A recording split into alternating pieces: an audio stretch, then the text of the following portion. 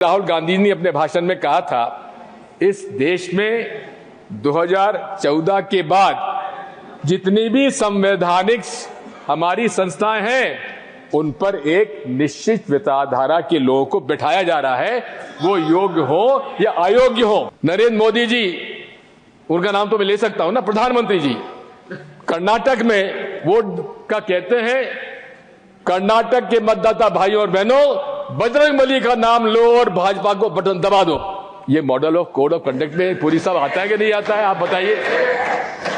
दूसरा, हर भाषण में मुसलमान शमशान कब्रिस्तान हिंदुस्तान पाकिस्तान, क्या मॉडल ऑफ कंडक्ट में नहीं आता? क्या सेक्शन 123 125 रिप्रेजेंटेटिव पीपल एक्ट का ये उल्लंघन नहीं है? पुलवामा के शहीदों से युवकों से वोट मांग रहे हैं राजस्थान में और उनको नोटिस तक नहीं दिया गया। ये क्या पक्षपात नहीं है?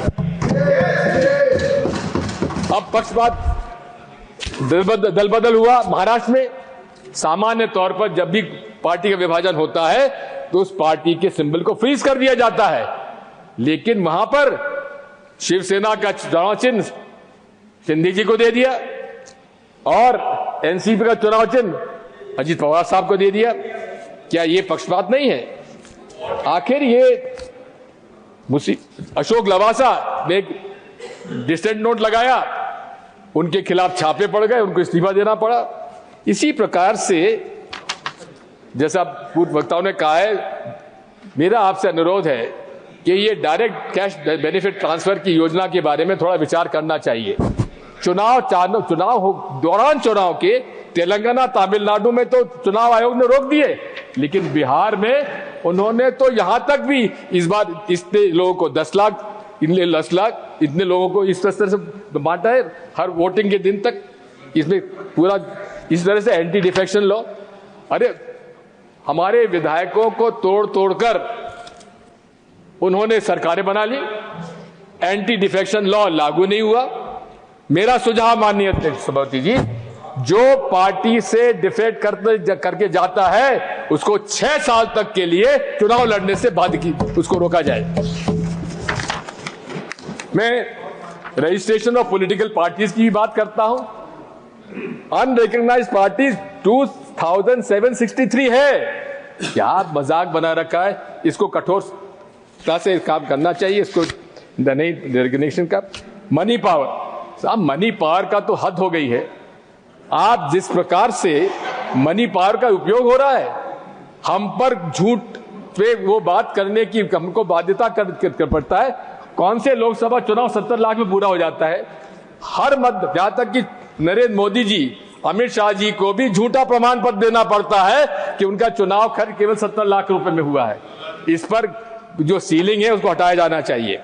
मैं तो ये भी कहता हूं कि इस पर सुपर रिच पर टैक्स लगाए जाने की आवश्यकता है और नेशनल इलेक्शन फंड की जरूरत है, जिसका कि बंटवारा जितना परसेंटेज ऑफ वोट जिसके पास आया उसके हिसाब से वितरण कर दिया जाना चाहिए। माननीय ईवीएम के बारे में मैं शुरू से कहता आया हूं और आपसे मैं कहना चाहता हूं कि मैं बैलेट पेपर के पक्ष में हूं, लेकिन साथ में अगर बैलेट पेपर से इतना ही विरोध है और ईवीएम से माननीय नरेंद्र मोदी जी को इतना ही प्रेम है, तो मेरा एक ही निवेदन है कि आप वीवीपैट की स्लिप और ये हमारे तत्कालीन चीफ जस्टिस ऑफ इंडिया का जो voter verifiable paper audit trail की बात है, उसमें उनका निर्णय था कि it is to be to the satisfaction of the voter. अब आप हमको 7 सेकंड के लिए दिखाते हैं, कोई लोग देख पाते हैं, कोई लोग नहीं देख पाते हैं। अरे उस वीवीपैट स्लिप को आप डब्बे में गिराते हैं, अरे हमारे हाथ में दे दीजिए, हम हाथ में उसको फोल्ड करके डब्बे में डाल देंगे, उसकी काउंटिंग होना चाहिए। इसमें क्या आपत्ति होना चाहिए? नीतीश कुमार जी ने खुद ने मांगा है इसको। इसी के साथ साथ आप 100% काउंटिंग होना चाहिए। गलत बात कहते हैं कि इसमें बहुत समय लगेगा, बिल्कुल समय नहीं लगेगा। मैंने तो माननीय सभापति जी स्टॉप वॉच से देखा है कि एक जो आखिरी 5 वोट जो बूथ पर काउंटिंग होता है, स्ट्रांग रूम से निकल के काउंटिंग टेबल और काउंटिंग टेबल स्ट्रांग जाने में 47 मिनट लगते हैं। अगर आप ये कहां लिखा हुआ कि 15 टेबल की काउंटिंग होना चाहिए, 50 टेबल कर दीजिए। आप 7 राउंड के अंदर सारा पूरा हो जाएगा, 7 घंटे के अंदर पूरी आपकी काउंटिंग पूरा हो जाएगा। माननीय सभापति महोदय, 1 नेशन 1 इलेक्शन ये हमारे फेडरल स्ट्रक्चर का अपमान है। ये भारत विविधता में एकता, ये भारत की शक्ति है। और वन नेशन वन इलेक्शन से आप उसको तबाह करने जा रहे हैं और ये फासिस्ट डिक्टेटरशिप का एक रास्ता खोल रहे हैं।